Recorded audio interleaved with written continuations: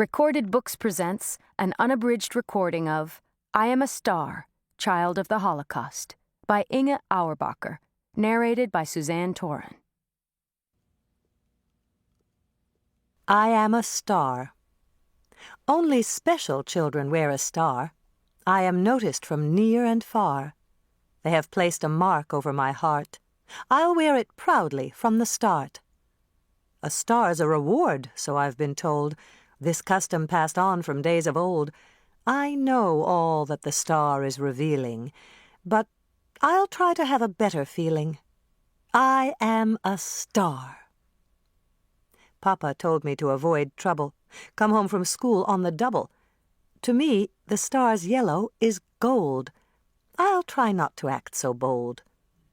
I stand tall and proud. My voice shouts in silence loud. I am a real person still. No one can break my spirit or will. I am a star.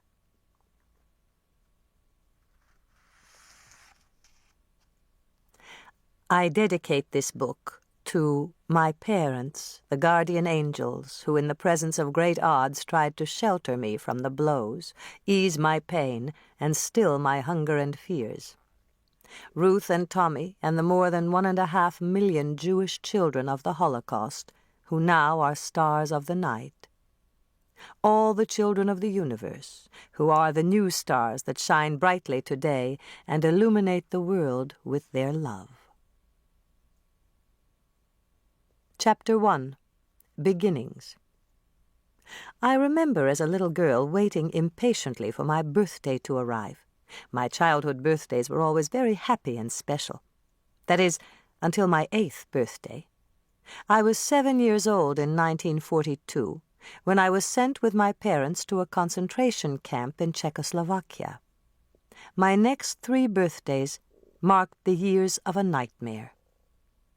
Of 15,000 children imprisoned in the Terezin concentration camp in Czechoslovakia between 1941 and 1945, about 100 survived.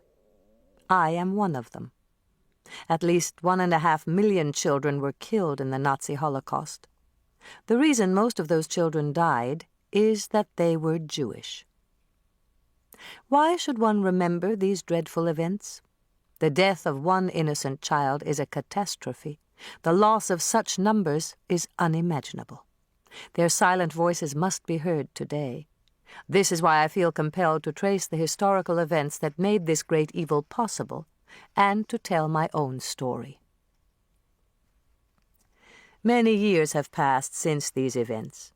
Sometimes particular things, such as a uniform, high black boots, or the sound of a whistle and train, shock me into the past.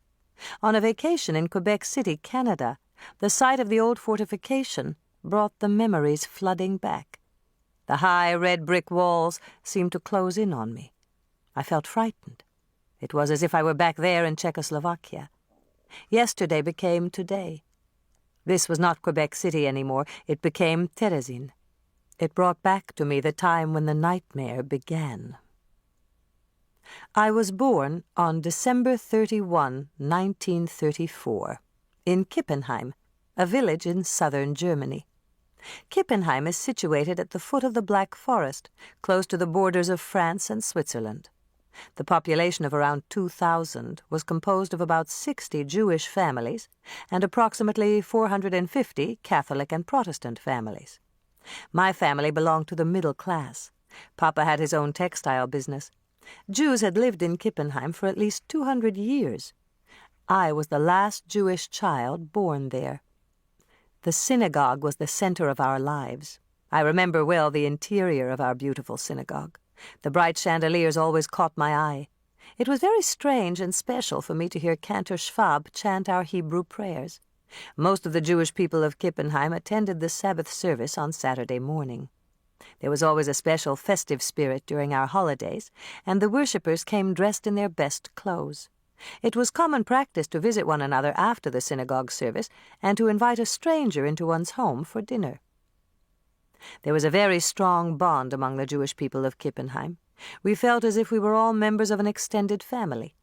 Many of the Christians of Kippenheim were farmers, while the Jews owned small shops and sold textiles or cattle. We were a friendly community, and both Christians and Jews assumed responsibility for their German citizenship in peace and in war. Papa was a soldier in the German army in World War I. He was only 18 years old when an enemy bullet tore through his right shoulder and wounded him badly. He was decorated with the Iron Cross for his bravery in the service of his country. I was the only child of Bertolt and Regina Auerbacher. Papa's family had settled in Kippenheim some 200 years earlier.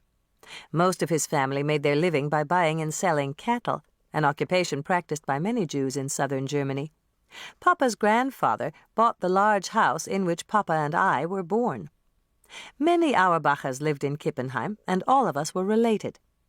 Mama was born in Jebenhausen, an even smaller village some 200 miles away. Her father was also a cattle dealer. Papa's parents had died a few years before his marriage to Mama.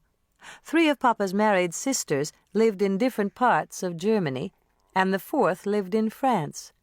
2 sisters had 2 children each. They were my older cousins, Hella, Werner, Heinz, and Lore. Mama's only brother was married and lived a few hours away. Bertolt... To keep listening to this audiobook, I've left you a link in the description so you can do it, at no cost thanks to Audible's 30-day free trial.